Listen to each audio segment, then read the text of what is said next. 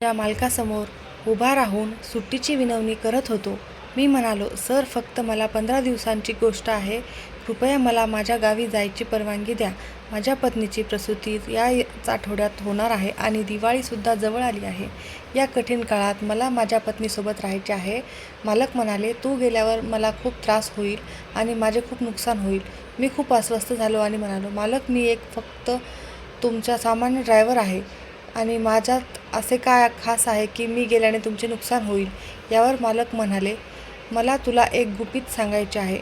ते जर तुला कळले तर तुला खात्री होईल की तू आमच्यासाठी किती स्पेशल आहेस. मी म्हणालो, इतकं काय खास आहे ते तुम्ही मला आत्ताच सांगा. मालक म्हणाले, अगोदर तू तुझ्या बायकोच्या प्रसूतीपासून फ्री हो आणि लवकर दिवाळीची सुट्टी संपवून तू जेव्हा गावावरून परत येशील तेव्हा मी तुला अनेक महत्त्वाच्या गोष्टी सांगेन. याआधी मालक माझ्याशी असे कधीच बोलले नव्हते. आता मला मालकाच्या गोष्टी जाणून घेण्यात जास्त उत्सुकता वाटू लागली होती. मी माझ्या मालकाला म्हणालो, मला अशी शांती मिळणार नाही. मी माझ्या गावी जाईन, पण तुमच्या बोलण्याचा विचार करून मी काळजीत राहील. त्यामुळेच मी आत्ता जाण्यापूर्वी तुम्ही मला सर्व काही सांगून टाकले असते तर बरे झाले असते. मालक म्हणाले, रमेश तू गावावरून परत आल्यावर तुला सर्व काही समजून जाईल. तू काळजी करू नको, पण तू मला वचन दे की तू लवकरच परत येशील. मी मालकांना वचन दिले आणि माझ्या खोलीत आलो आणि माझे सामान बांधू लागलो. पण आत्तापर्यंत माझे मन मालकाच्या बोलण्यात गुरफटले होते. त्यांना मला काय सांगायचे आहे ते मला कळत नव्हते. मी माझ्या मनावर खूप ताण दिला आणि तरी मला काही समजले नाही. मी स्वतःला एक सामान्य ड्रायव्हर असल्याचे समजले. त्याशिवाय मालकांच्या आयुष्यात माझी अशी कोणतीच भूमिका नव्हती. माझे मन मला म्हणाले की हे मोठे लोक काय म्हणतात याच्याकडे लक्ष देऊ नको. आत्तासाठी मी माझ्या होणाऱ्या बाळावर आणि पत्नीवर लक्ष केंद्रित केले पाहिजे. गावी जाताना माझ्या मालकाने मला माझ्या संपूर्ण महिन्याचा पगार आणि दिवाळीचा बोनस दिला आणि मी गावी निघालो. मला मुलगी होणार हे मी आधीच ओळखले होते. त्यामुळे बाजारातून जाताना मी माझ्या मुलीसाठी नवीन कपडे आणि खेळणी खरेदी केली. त्यासोबतच दिवाळीची काही खरेदी केली. आता मला लवकरात लवकर माझ्या गावी जायचे होते. मी संध्याकाळच्या बसने माझ्या गावी पोहोचलो. माझी पत्नी मला पाहून खूप आनंदित झाली आणि म्हणाली, मी तुमची खूप आतुरतेने वाट पाहत होते. मी हसून म्हणालो, मी आत्ता आलो आहे. सर्व काही ठीक होईल. माझ्या आईवडिलांनीही माझ्या येण्याने खूप खुश आनंदी झाले. माझ्या बायकोला जेव्हा मी माझ्या मुलीची खरेदी दाखवली तेव्हा तिच्या डोळ्यात आनंदाश्रू आले. मी माझ्या मुलीचे नाव काय ठेवायचे याचा मी आधीच विचार केला होता. मला खुशी हे नाव खूप छान वाटलं. मग माझ्या सुट्टीचा 3रा दिवस होता आणि माझ्या पत्नीला प्रसूतीच्या कळा येऊ लागल्या. मी तिला दवाखान्यात घेऊन गेलो. डॉक्टरांनी त्वरित माझ्या पत्नीला लेबर रूममध्ये नेले आणि काही वेळातच गोड बातमी माझ्या कानावर आली. ती म्हणजे माझ्या मुलीचा जन्म झाला. हा दिवस माझ्या आयुष्यातील सर्वात सुंदर दिवस होता, कारण लक्ष्मीपूजनाच्याच दिवशीच माझी मुलगी जन्माला आली. मी खूप आनंदी झालो. पुढे 10 ते 12 दिवस मी माझ्या मुलीमध्ये हरवलो होतो. मला भान राहिले नाही. मला माझ्या मालकाचे शब्द माझ्या मनात घुमू लागले. मी विचार केला की ज्या कामासाठी मी आलो होतो ते तर पूर्ण झाले आहे. मी आता परत शहरात माझ्या कामावर जायला हवे. कदाचित मालकाला माझ्याशी खूप महत्त्वाची चर्चा करायची आहे. हाच विचार करून मी परत येण्याचे ठरवले होते.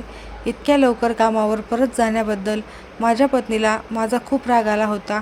पण मी तिला सांगितले, दुःखी होऊ नको. मी काही महत्त्वाच्या कामासाठी जात आहे आणि लवकरच परत येईल. महत्त्वाचे काम ऐकून माझी बायको खूप घाबरली होती. पण मी काय करू? मी पण असहाय्य होतो. मला पण परत जावंच लागलं. मालकाच्या घरी पोहोचल्यावर तिथे मला दुःखाचं वातावरण वाटलं. माझं मन खूप घाबरलेलं होतं. मला वाटले की कदाचित मी माझ्या बायकोला आणि मुलीला सोडून मी माझ्या कामावर आलो आहे आणि म्हणूनच माझे मन दुःखी आहे. त्यामुळे मला असे वाटत आहे. मी मालकांच्या बंगल्याच्या गेटवर पोहोचलो. मला पाहून वॉचमन बन्सीलाल म्हणू लागला, रमेश आपले मालक या जगात राहिले नाही. 2 दिवसांपूर्वीच हृदयविकाराच्या तीव्र झटक्याने त्यांचा मृत्यू झाला.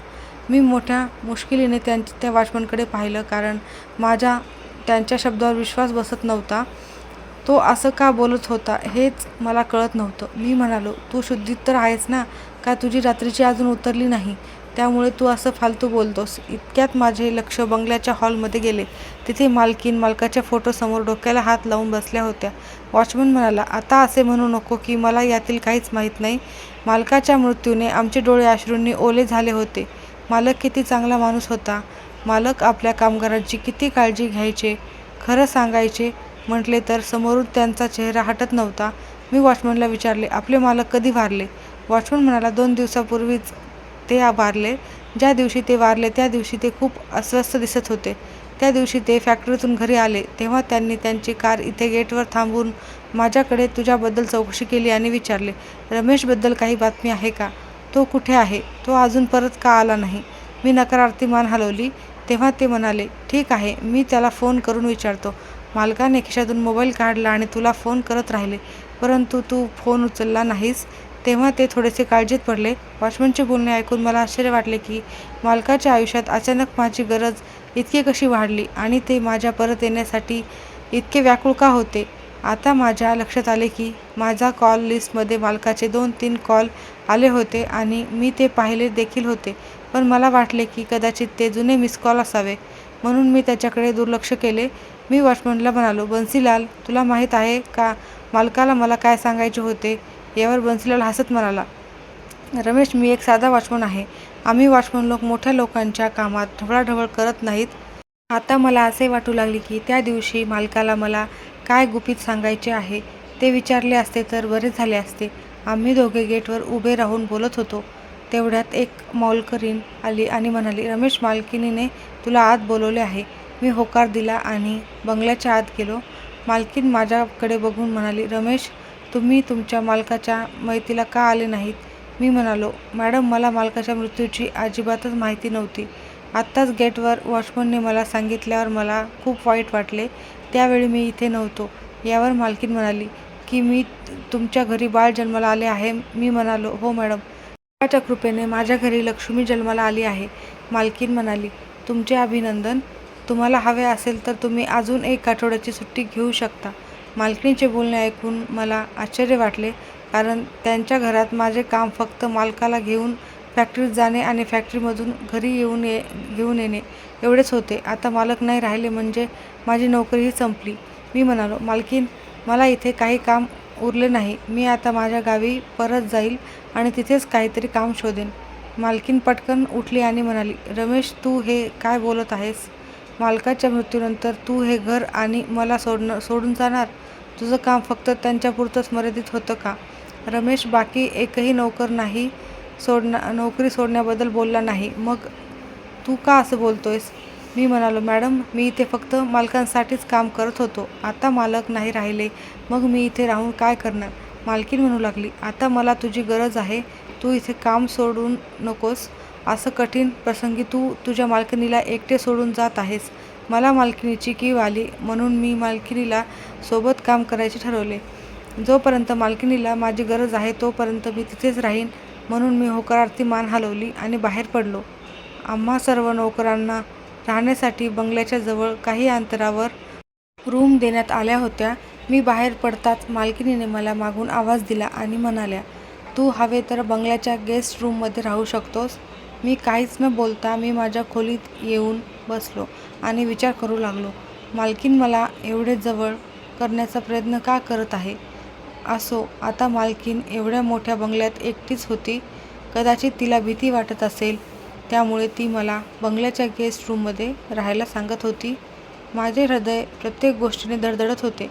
मृत्यू ही खूप भीतीदायक गोष्ट आहे. जोपर्यंत माणूस आपल्यासमोर फिरत असतो, आपल्यासोबत बोलत असतो आणि मग एक दिवस अशी वेळसुद्धा येते की ती व्यक्ती अचानक आपल्यापासून दूर होते आणि ती व्यक्ती आपल्यापासून कायमची नाहीशी होते. त्यानंतर फक्त त्यांची आठवणी उरते. मालकाच्या निधनाने मला खूप मोठा धक्का बसला, कारण तो खूप छान माणूस होता. मी गेली 8 वर्षे त्यांच्यासोबत काम करत होतो. आम्हाला पगार देण्याबाबतही मालकाने कधी त्रास दिला नाही. त्यांना नेहमी आपल्या कामगाराची खूप काळजी वाटायची. ते चिडून रागाच्या भरात आमच्याशी कधीच बोलले नाही. मालक माझ्याशी कधीही काही विशेष प्रकारचे बोलले नव्हते असे म्हणावे लागेल.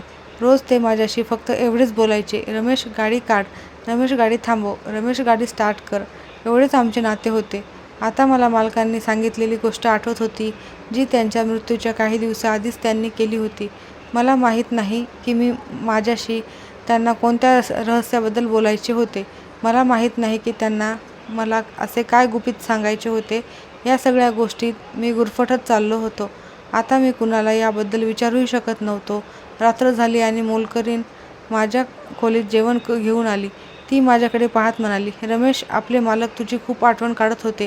तिचे बोलणे ऐकून मी सावध झालो आणि मी म्हणालो, तुला कसे कळले? ती म्हणाली, मालक मरण्याच्या 1 दिवस आधी ते मला विचारत होते की रमेश परत कधी येईल. मी म्हणाले की मला याबद्दल माहीत नाही. मग ते बोलू लागले की रमेश हा कसा माणूस आहे.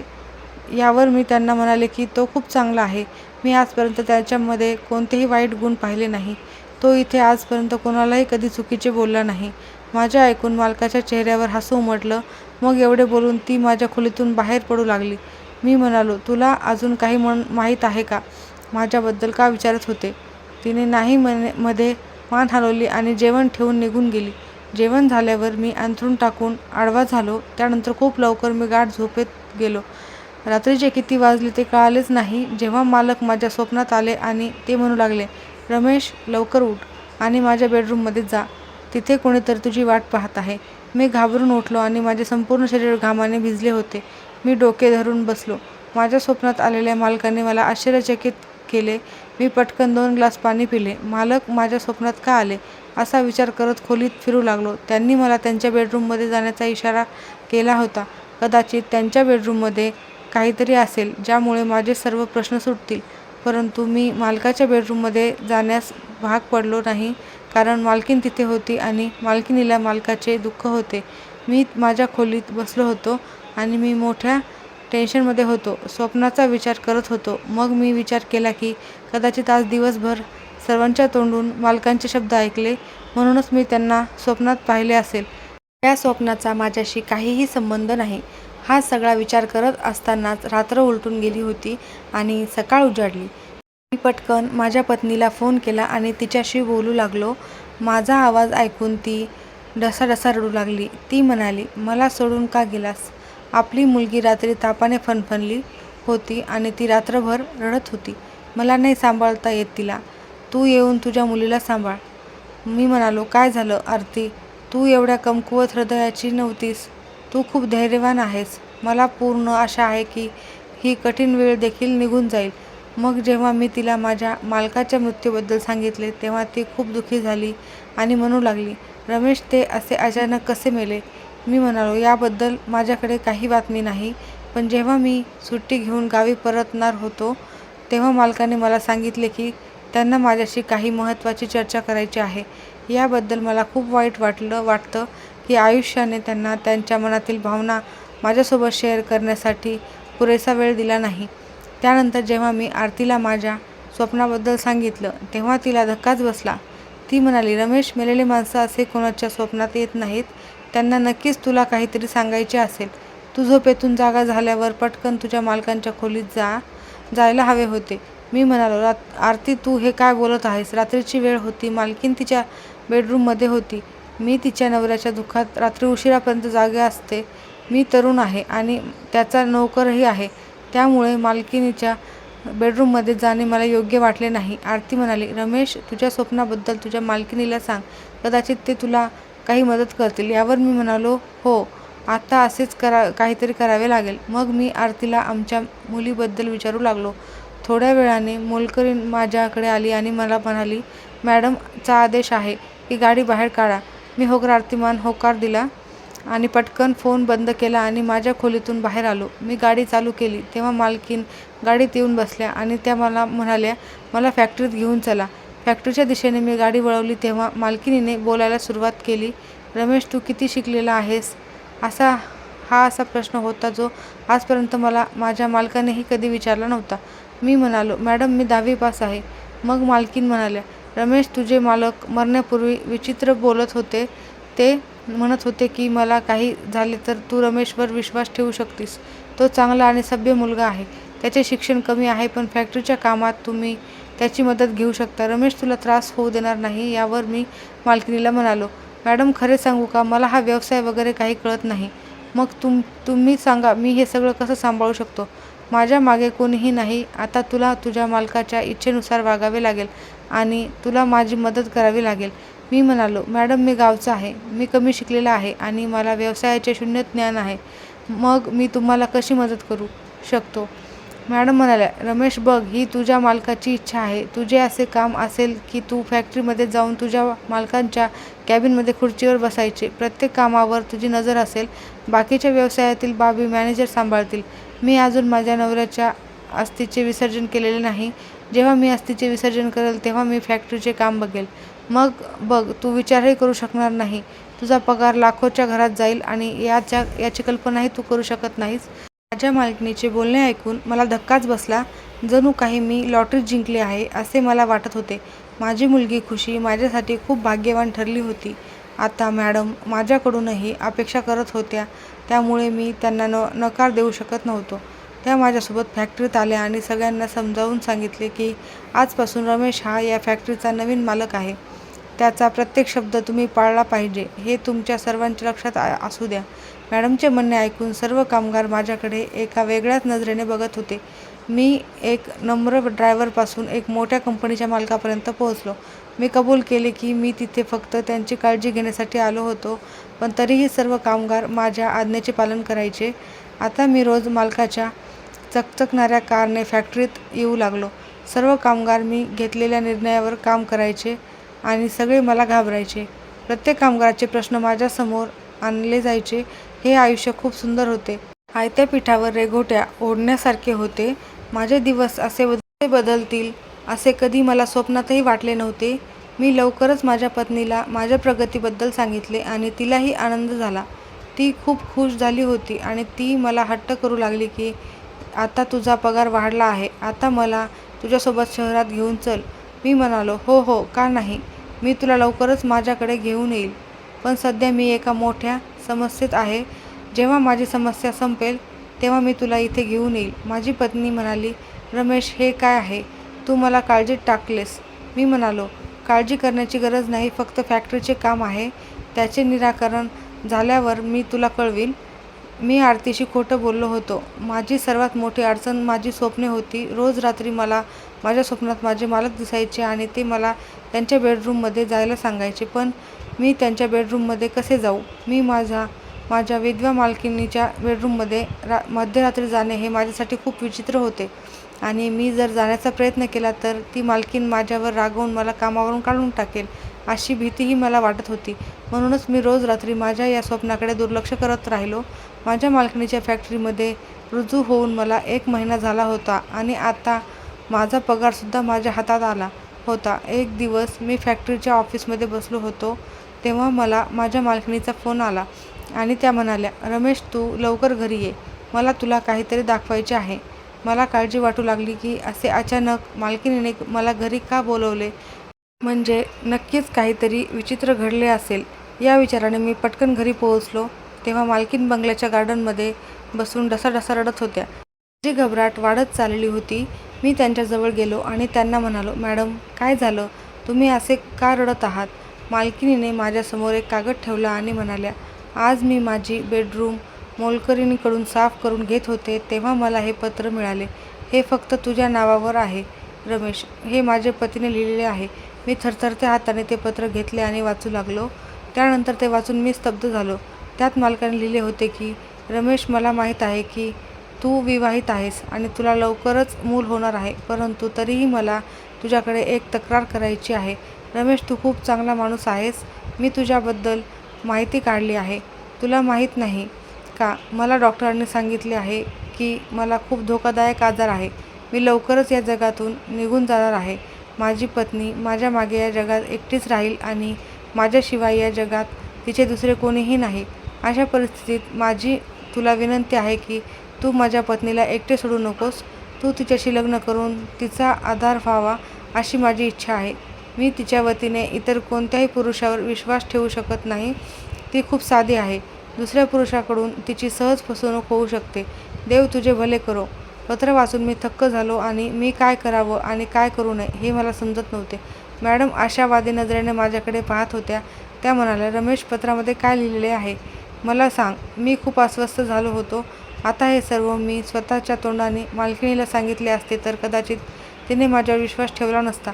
म्हणून हे पत्र मी तिच्याकडे दिले आणि तिथून निघून बाहेर आलो. बाहेर आल्यावर मी विचार करू लागलो की कदाचित मालकाला हे सांगायचे असेल म्हणूनच ते माझ्या स्वप्नातही यायचे. मी माझ्या मालकाच्या इच्छेचे पालन करावे की नाही याचा विचार मी करू लागलो. मी माझ्या पत्नीचा विश्वासघात कसा करू शकतो? पण मी मॅडमसोबत लग्न केले तर माझ्या पत्नीचे आणि मुलीचे आयुष्य चांगले होईल. मी विचार केला की मालकिणीचे याबद्दल काय म्हणणे आहे ते पाहावे. त्यांचे उत्तर ऐकूनच मी निर्णय घेईल. रात्र झाली तेव्हा मोलकरीण माझ्याकडे आली आणि म्हणाली की रमेश, तुला मालकिणीने बोलवले आहे. मी बंगल्याच्या गार्डनमध्ये पोहोचलो तेव्हा मॅडम तिथे बसल्या होत्या. त्या म्हणू लागल्या, रमेश, तू तुझ्या मालकाच्या इच्छेबद्दल काय विचार केलास? मी मान खाली करून उभा होतो. मी म्हणालो की मी तुमच्याबद्दल असे काही विचार पण करू शकत नाही. तर मालकीण म्हणाली की रमेश, मी पण माझ्या आयुष्यात दुसऱ्या पुरुषाला आणू शकत नाही. मी माझ्या पतीवर खूप प्रेम केले, पण आता मी असहाय्य आहे. तू मला सांग काय करायचे? काहीही झाले तरी पण चालेल, पण मला माझ्या नवऱ्याची शेवटची इच्छा कोणत्याही किमतीत पूर्ण करायची आहे. मी या नात्यासाठी तयार आहे.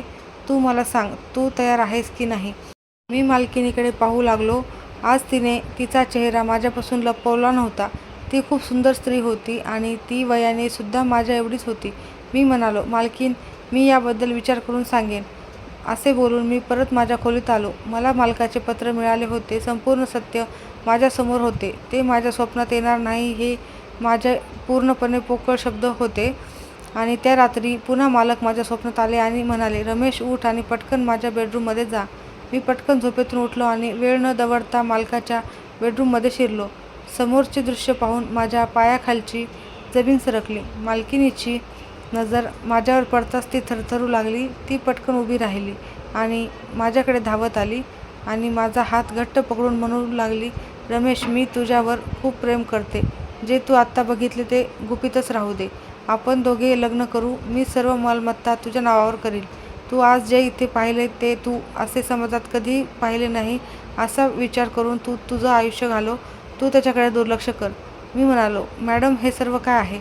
मला सगळं खरं काय आहे ते जाणून घ्यायचं होतं. मालकीण खूप घाबरली आणि म्हणाली, रमेश, मी 1 करोडपती बापाची मुलगी होते. त्यांनी माझं लग्न त्यांच्या फॅक्टरीतल्या एका कामगाराशी केलं. ही सर्व प्रॉपर्टी तुझ्या मालकाची नाही, तर ती माझी आहे. पण मी त्यांच्या प्रेमात पडले होते. त्यामुळेच आमचं लग्न झालं आणि आम्ही एकमेकांसोबत खूप आनंदी होतो. दीपक प्रत्येक प्रकारे चांगला नवरा आहे हे सिद्ध झालं. माझं आयुष्य खूप चांगलं चाललं होतं. पण मग दीपकने तुला त्याच्या ड्रायव्हर म्हणून कामावर घेतलं. तुला पाहिल्यावर मला तू खूप आवडायला लागला होता. याचे खरे कारण म्हणजे दीपक नेहमी त्याच्या कामात व्यस्त असायचा. त्याने मला कधीच टाईम दिला नाही. हे माझ्या आयुष्यात 2दा घडले आहे. आईवडिलांची अफाट संपत्ती होती, त्यामुळे मला हव्या त्या गोष्टी मिळत होत्या. पण आईवडिलांचे प्रेम मला कधीच मिळाले नाही. लग्नानंतरही माझ्या बाबतीत तसेच घडले. तुझे मालक नेहमी कामात व्यस्त असायचे. त्यांच्या हे लक्षात आले की नाही, जी स्त्री लहानपणापासून पैशात वाढली आहे तिला पैशाची नाही तर प्रेमाची गरज होती. पण ते मला वेळ देऊ शकले नाही. त्यामुळे मी तुला पहिल्यांदा पाहिल्यावर तुझ्याकडे आकर्षित झाले. मी माझा विचार रद्द करायचा अनेक वेळा प्रयत्न केला. बरीच वर्षे मी स्वतःवर नियंत्रण ठेवले होते, पण आता मी तुझ्यापासून दूर राहू शकत नव्हते. म्हणूनच मी दीपकला माझ्या मार्गातून दूर करण्याचा निर्णय घेतला. पण त्याला हे सर्व कसे कळले ते मला माहीत नाही. त्याला तुझ्याशी बोलायचं होतं आणि तुला भरपूर पैसे देऊन नोकरीवरून काढून टाकायचं होतं. मी तुला माझ्यापासून दूर ठेवू शकत नव्हते. म्हणूनच तू गेल्यावर मी दीपकच्या जेवणात अशी औषधे मिसळायला सुरुवात केली ज्यामुळे त्याचे शरीर अशक्त झाले. मला माहीत आहे की या जगात पैशाने सर्व काही करता येते. मी काही माणसांना खूप पैसे देऊन माझ्या बाजूने केले होते आणि दीपकच्या मृत्यूचा कट रचला होता. यावेळी मी दीपकला औषधाद्वारे बेशुद्ध केले होते. त्याचा मृतदेह सर्वांनी पाहिला होता, पण मी दीपकला जाळू दिले नाही, कारण शेवटच्या क्षणी मला कळले की माझी सर्व मालमत्ता दीपकच्या नावावर आहे. त्यांच्या मृत्यूनंतर ही सर्व मालमत्ता रमेशला द्यावी असे त्यांनी मृत्यूपत्रात लिहिलेले आहे. मला असे कधीच होऊ नाही द्यायचे नव्हते. मलाही माझी संपत्ती हवी होती. मालकिणीचे बोलणे ऐकून मी पूर्णपणे चकित झालो आणि अचानक मालकाला समोर पाहून मी खूप अस्वस्थ झालो. माझ्या मालकिणीने मालकाला सांगितले की माझी सर्व मालमत्ता माझ्या नावावर परत कर. मी पुन्हा स्वतः तुझे मृत्यूपत्र बदलेन. मॅडम मला म्हणाल्या, आज एवढ्या रात्रीच्या वेळी तू माझ्या खोलीत का आला होता? मी म्हणालो, मॅडम, जेव्हापासून येथे परत आलो तेव्हापासून प्रत्येक रात्री मालक माझ्या स्वप्नात यायचे आणि ते मला त्यांच्या खोलीत जायला सांगायचे. म्हणूनच मी आज इथे तुमच्या बेडरूममध्ये आलो आहे. मॅडम म्हणाल्या, तुझा काय निर्णय आहे? मी म्हणालो, मॅडम, मालकाला तुम्ही माझ्या स्वाधीन करा, मग मी तुमच्याशी लग्न करेल. मी विचार केला की मी अशा सज्जन माणसाला दुःखात कसे सोडू शकतो, ज्याला देव स्वतः मदत करू इच्छितो, ज्याच्याबद्दल मला दररोज रात्री स्वप्नात एक इशारा दिला जायचा. मालकिणीने मालकाला माझ्या स्वाधीन केले. मी मालकाला माझ्याकडे ठेवले आणि त्यांचे चांगले उपचार चालू केले. काही दिवसातच मालक चांगले बरे झाले. मालक आता पूर्णपणे निरोगी झाले होते. मी त्यांचा प्राण वाचवल्याबद्दल मालकाने माझे खूप आभार मानले. मी माझ्या गावी परत जायला लागलो तेव्हा मालकाने मला बक्षीस म्हणून 10,00,000 रुपये दिले. मी घेण्यास नकार दिला, पण जेव्हा त्यांनी मला जबरदस्ती केली तेव्हा मला ती रक्कम घ्यावीच लागली. मालकाने आपली सर्व मालमत्ता मालकिणीकडे सोपवली आणि तिला घटस्फोट दिला. त्यानंतर तिच्या आयुष्यातून ते कायमचे निघून गेले. काही स्त्रिया दुसऱ्या पुरुषांसाठी नवऱ्यासोबत हे सगळं कसं काय करू शकतात, या विचाराने मी पूर्ण हैराण झालो होतो आणि आजही मला काळजी वाटते आणि मी या गोष्टीचा विचार करतो. मला माहीत नाही की मालकाचे कोणते चांगले कर्म त्यांच्यासाठी कामी आले आणि देवाने त्यांना मदत केली. मारण्यापेक्षा वाचवणाऱ्याचे काम मोठे असते.